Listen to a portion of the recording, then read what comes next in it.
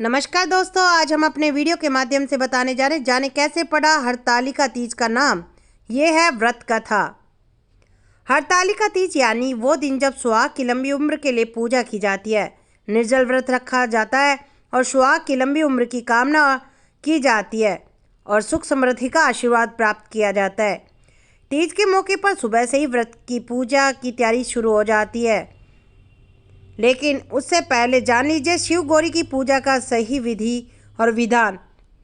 इस व्रत की कथा भी जानेंगे पूर्ण विस्तार से वीडियो में। अगर आप जानने के इच्छुक हैं तो वीडियो को लास्ट तक अवश्य देखें। एक बार शुरू किया व्रत करना होगा जीवन भर। इस व्रत की पात्र कुमारी कन्याएं या सुहागिन महिलाएं दोनों ही हैं, लेकिन एक बार व्रत रखने के बाद जीवन भर इस व्रत को रखना पड़ता है। यदि व्रती महिला गंभीर रोगी हालत में हो तो उसके बदले में दूसरी महिला या उसका पति भी इस व्रत को रख सकता है। कैसे करें हरितालिका तीज व्रत। इस व्रत पर सौभाग्यवती स्त्रियां नए लाल वस्त्र पहनकर मेहंदी लगाकर 16 श्रृंगार करती है और शुभ मुहूर्त में भगवान शिव और मां पार्वती की पूजा आरंभ करती है। इस पूजा में शिव पार्वती की मूर्तियों का विधिवत पूजन किया जाता है और फिर हरतालिका तीज की कथा को सुना जाता है। माता पार्वती पर सुहाग का सारा सामान चढ़ाया जाता है। मान्यता है कि जो सभी पापों और सांसारिक तपों को हारने वाली हरतालिका व्रत को विधि पूर्वक करता है, उसके सौभाग्य की रक्षा स्वयं भगवान शिव करते हैं।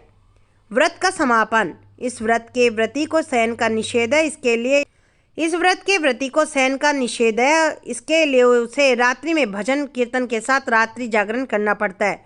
प्रातःकाल स्नान करने के पश्चात श्रद्धा और भक्ति पूर्वक किसी सुपात्र सुहागिन महिला को श्रृंगार सामग्री, वस्त्र, खाद्य सामग्री, फल, मिठाई और यथाशक्ति आभूषण का दान करना चाहिए।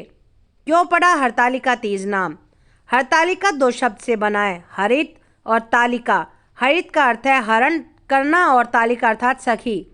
यह पर्व भाद्रपद की शुक्ल तृतीया को मनाया जाता है, जिस कारण इसे तीज कहते हैं। इस व्रत को हरतालिका तीज इसलिए कहा जाता है क्योंकि पार्वती की सखी मित्र उन्हें पिता के घर से हरण कर जंगल में ले गई थी। हरतालिका तीज व्रत कथा। लिंग पुराण की एक कथा के अनुसार मां पार्वती ने अपने पूर्व जन्म में भगवान शंकर को पति रूप में प्राप्त करने के लिए हिमालय पर गंगा के तट पर अपनी बाल्यावस्था में अधोमुखी होकर घोर तप किया। इस दौरान उन्होंने अन्न का सेवन नहीं किया। कई वर्षों तक उन्होंने केवल हवा पीकर ही व्यतीत किया। माता पार्वती की स्थिति देखकर उनके पिता अत्यंत दुखी हो गए।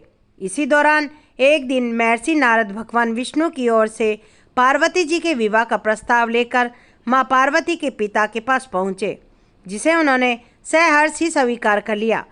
पिता ने जब माता पार्वती को उन्हें विवाह की बात बताई तो वह बहुत ही दुखी हो गई और जोर जोर से विलाप करने लगी। फिर एक सखी के पूछने पर माता ने उनसे बताया कि वह यह कठोर व्रत भगवान शिव को पति रूप में प्राप्त करने के लिए कर रही है, जबकि उनके पिता उनका विवाह विष्णु से करना चाहते हैं। तब सहेली की सलाह पर माता पार्वती घने वन में चली गई और वहां एक गुफा में जाकर भगवान शिव की आराधना में लीन हो गई।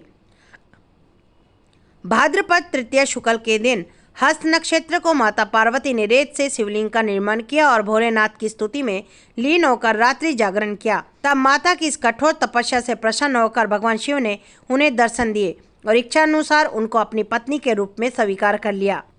मान्यता है कि इस दिन जो लड़की विधि पूर्वक और पूर्ण निष्ठा से इस व्रत को करती है, वह अपने मन के अनुरूप पति को प्राप्त करती है। साथ ही यह पर्व दाम्पत्य जीवन में खुशी बरकरार रखने के उद्देश्य से भी मनाया जाता है।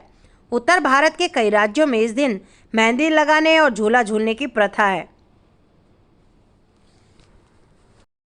वीडियो आपको पसंद आया हो तो आप लाइक करें, शेयर करें और हमारे चैनल को सब्सक्राइब करना ना भूलें।